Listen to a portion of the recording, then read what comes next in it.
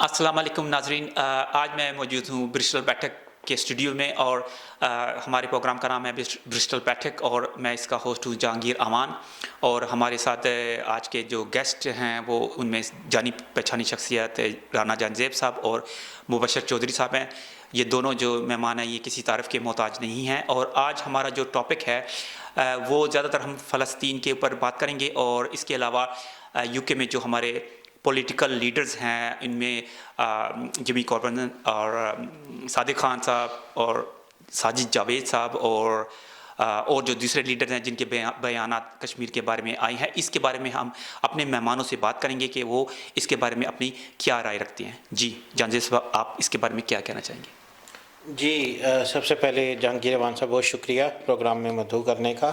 اس کے بارے میں یہ کہنا چاہوں گا کہ جو فلسطین کا مسئلہ ہے وہ تو کافی سالوں سے چلا آ رہا ہے.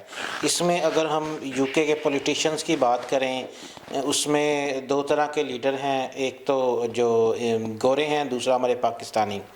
دیکھیں جو برٹش پولیٹیشنز ہیں ان میں اگر آپ پیش دیکھیں تو جیرمی کوربن بہت پرانی تحریک چلا رہے ہیں فلسطین کے حق میں، اور جیسے ہی یہ معاملہ اوپر اٹھا تو ساتھ ہی جیرمی کوربن کے فلسطین کے حق میں بیان آنا شروع ہو گئے. بلکہ جیرمی کوربن نے جو پچھلے دنوں لنڈن میں مظاہرہ ہوا اس میں بھی شرکت کی اور اس میں پروٹیسٹ سے اپنا خطاب بھی کیا. اس کے علاوہ جارج گلیلوے جو پیش ہیں. ایک جگہ پہ ہمیں مایوسی ہوئی ہے، بلکہ میں کہوں گا دو جگہ پہ. ایک جو لیبر کے لیڈر ہیں کیر سٹارمر، ان کے جو بیانات آ رہے ہیں میرے خیال میں جو لیبر کے مسلمان یا پاکستانی ووٹرز ہیں ان کے لیے یہ بڑی تشویش کی بات ہے کہ جو فلسطین کے انوسنٹ بچے ہیں ان پہ بمباری ہو رہی ہے، انہیں گھروں سے نکالا جا رہا ہے. اس پہ لیبر کے لیڈر کیر سٹارمر بالکل کبوتر کی طرح آنکھیں بند کر کے چپ کر کے بیٹھے رہے. جیسے ہی لنڈن مظاہرے میں کچھ کماش لوگوں کی طرف سے شاید کوئی بدزبانی یا اس طرح کی کوئی سپیکر کے اوپر کوئی اناؤنسمنٹ کی گئی، کچھ لوگ آپس میں بیٹھے کچھ بھی مطلب ایز اے انڈیویجول آپ کچھ بھی کہہ سکتے ہیں، اس کا جو اثر ہے وہ کسی کمپین کے اوپر نہیں پڑنا چاہیے. تو ایک چھوٹی سی بات تھی جسے لیبر کے لیڈر نے اتنی بڑی بنا کے انہوں نے پیج پہ اس کو پبلش بھی کیا اور کہا کہ جی یہ اینٹی سیمیٹزم ہو گیا اور یہ جوش کے حق میں جو ہے وہ ڈاکہ پڑ گیا، اس طرح کی بات. تو اس طرح کے لوگ ہوتے ہیں، مطلب ہپوکریسی اسی چیز کو کہتے ہیں. تو یہ جو لیبر کے ووٹرز ہیں ان کے لیے ایک بڑا المیہ ہے کہ جب وہ ووٹ دینے کا سوچیں تو ایسے لیڈروں کو ذہن میں رکھیں. دوسرا ایک پاکستانی لیڈر ہے ہمارے ساجد جاوید، وہ برسٹل سے ان کا تعلق ہے.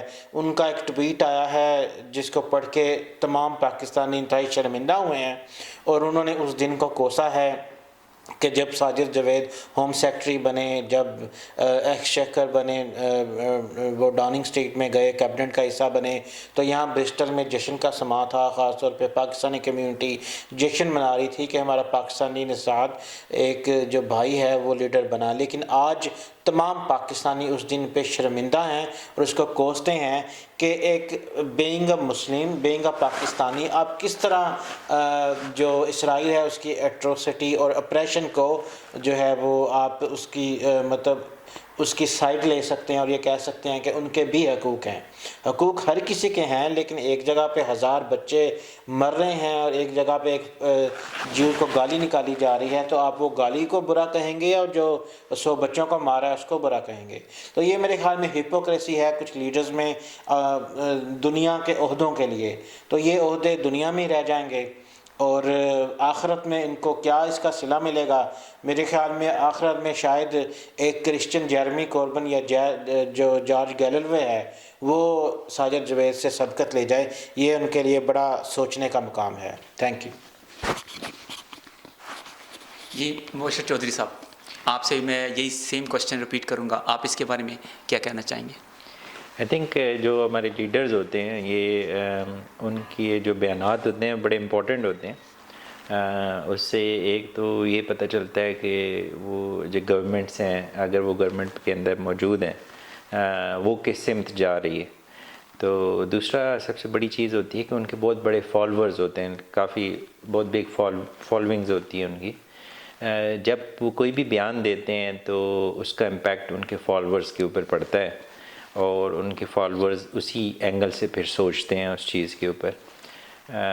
پیلسٹائن کا جو ایشو ہے اوبویسلی کوئی ڈھکا چھپا نہیں ہے، ہیومن رائٹس کی سر عام وائلیشن ہے، اور آج سے نہیں سالوں سے یہ ہو رہی ہے. تو اس کو بھی کسی بھی انداز سے آپ اس کو ٹویسٹ نہیں کر سکتے. اوبویسلی جب ہم بیانات دیکھ رہے ہیں اس وقت چند بڑے لیڈرز کے، جن میں بائیڈن شامل ہیں، یو ایس کے پریزیڈنٹ، ایون یو کے پرائم منسٹر کا، اور مطلب اپوزیشن لیڈرز کا، تو کوئی بہت زیادہ فروٹفل بیانات نہیں ہیں. اس کی وجہ یہ ہے کہ وہ ایک جب اسرائیل جو چیزیں کر رہے، جب تک اس کو یہ تھریٹ کریٹ نہیں ہوگا کہ جو انٹرنیشنل لیڈرز ہیں وہ اس چیز کو سراہ نہیں رہے، بلکہ کنسرنڈ ہیں اور وہ کچھ بڑا ایکشن لے سکتے ہیں، یو این کے اندر ریزولوشن پاس کروا سکتے ہیں، یا ان کے لیے ٹف ٹائم دے سکتے ہیں، تو الٹیمیٹلی ان کے اوپر پریشر بلڈ ہوتا ہے.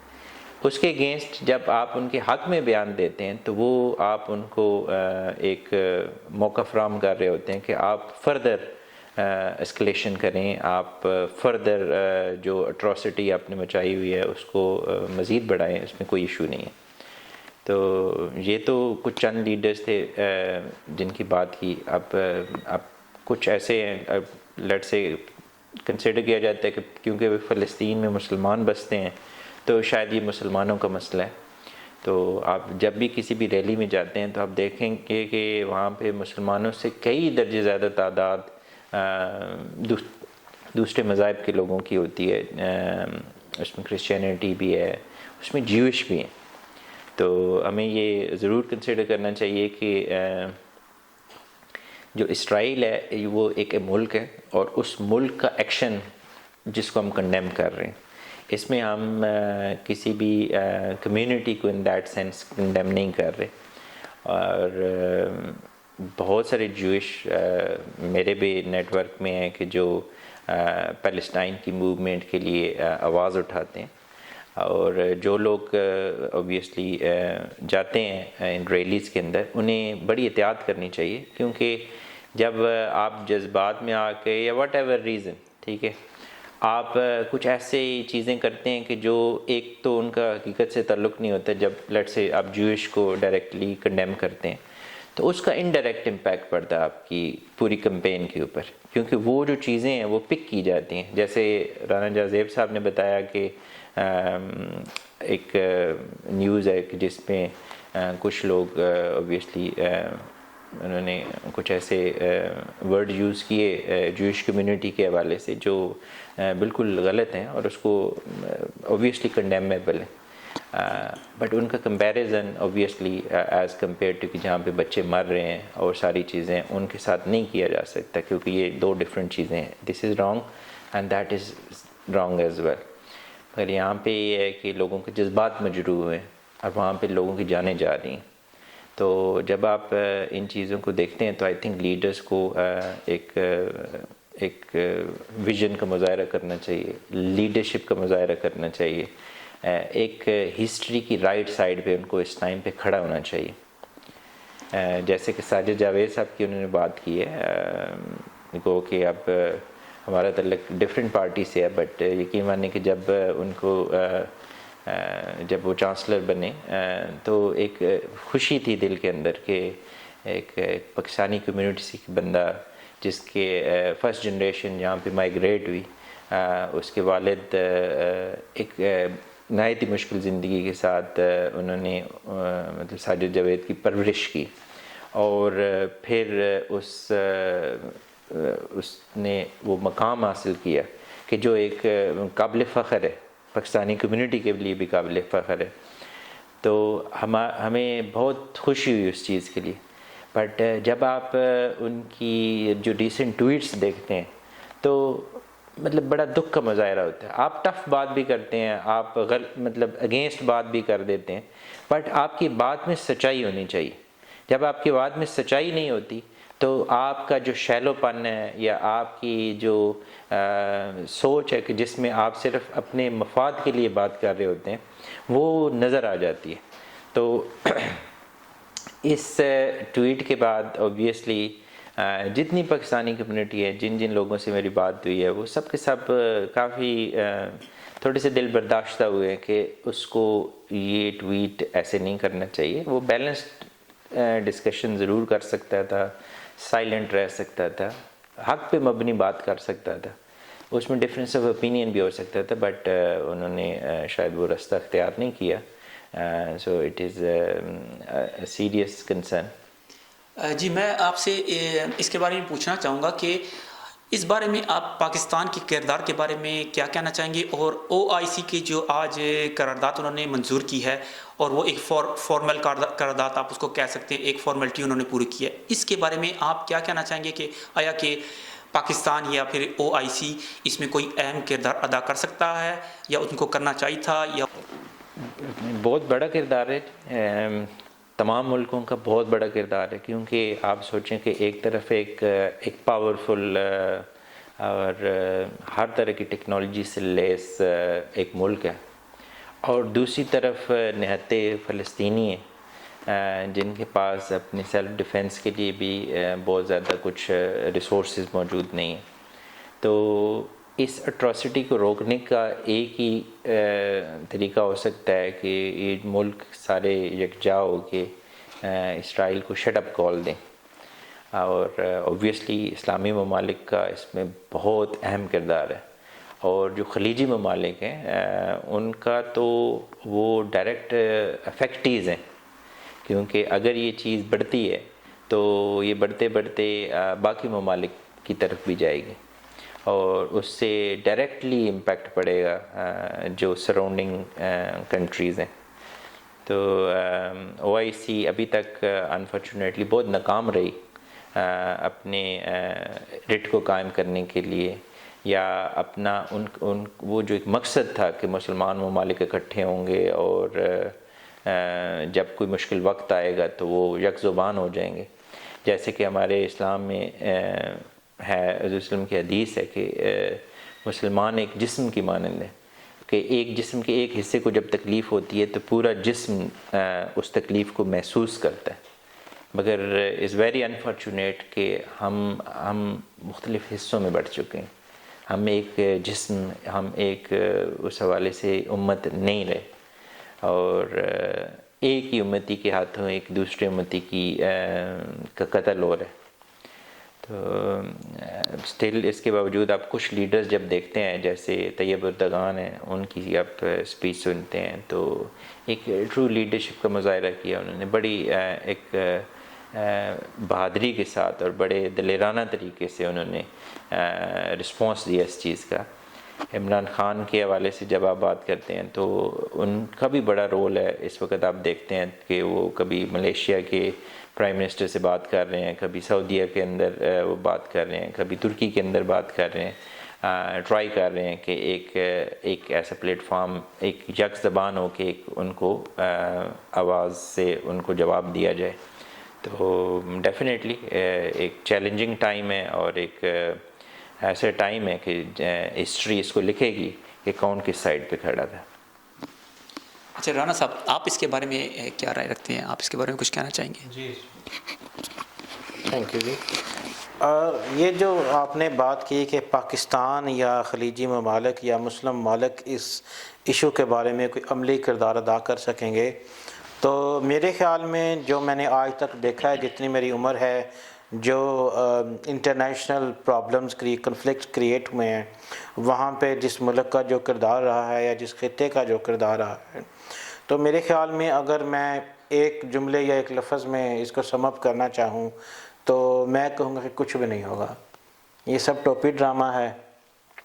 آپ دیکھیں کشمیر کا مسئلہ کتنا پرانا مسئلہ چلا آ رہا ہے، پاکستان اس پہ کیا کر سکا، یا مسلم ممالک اس پہ کشمیر میں جو مسلمان مر رہے ہیں وہی مسلمان ہی ہیں نا، اسی طرح کے مسلمان ہیں جس طرح کہ فلسطین میں مسلمان ہیں. تو کیا ہوا؟ او آئی سی نے کوئی کچھ کیا؟ یو این نے کوئی نوٹس لیا؟ یہی ہوتا ہے کہ جی سولیڈیرٹی شو ہوتی ہے، مظاہرے ہوتے ہیں، we stand with Kashmir, we are Kashmiri, اس طرح کے ٹرینڈ چلتے ہیں سوشل میڈیا پہ، اور جو ممالک مضبوط ممالک ہیں وہ بھی اپنے بیانات جاری کر دیتے ہیں، اور کوئی بہت بڑی بات ہو تو کوئی قرارداد پیش ہو جاتی ہے، لیکن اس سے یہ سب صرف ہوتا ہے، جیسے مبشر بھائی نے بات کی کہ جب تاریخ کے ورق پلٹ کر واپس جا کر دیکھا جائے گا تو اس میں یہ لکھا جائے گا کہ ان ملکوں نے جو صحیح سائٹ تھی وہ لی تھی، حق پر کھڑے تھے، لیکن صرف بیانات کی حد تک، کیونکہ اگر دیکھیں آپ نے کشمیر آزاد کروانا ہو تو پاکستان اٹامک پاور ہے، تمام مسلمان اکٹھے ہو جائیں تو 1 سیکنڈ میں کشمیر آزاد ہو جائے۔ اب اسی کو اگر میں مرر کروں فلسطین کی طرف، تو فلسطین میں جو ایشو چل رہا ہے کیا وہ آج کا ایشو ہے؟ کیا مسلمان ممالک آج وجود میں آئے ہیں؟ یہ تو برسوں کا مطلب اس کے تو کتنے سال ہو گئے ہیں، اور مجھے ذاتی طور پہ اگر امید کہیں تو طیب اردگان سے ہے، عمران خان سے بھی ہے، لیکن اسرائیل از وے ٹو پاورفل۔ تو عمران خان تو مطلب پاکستان بیچارہ تو کیا کرے گا، وہ تو قرضوں میں ڈوبا ہوا ہے، وہ تو کسی ایک کو فرانس نے جب خاکے شائع کیے تو وہ تو فرانس کے سفیر کو نہیں نکال سکے، مطلب اتنے پریشر کے بعد پبلک کے نمائندے ہوتے ہیں نا، پبلک کا پریشر تھا، نہیں نکال سکے۔ کیوں؟ کیونکہ ہم تو مطلب اس قابل ہی نہیں کہ اپنے پاؤں پہ کھڑے ہو جائیں، تو ہم تو فقیر ہیں، ہم تو جو کشکول میں روٹی آتی ہے وہ کھاتے ہیں پھر بھی بھوکے مرتے ہیں، تو ہمیں پہلے اپنے پاؤں پہ کھڑا ہونا پڑے گا، پھر ہم کسی سے لڑ سکتے ہیں۔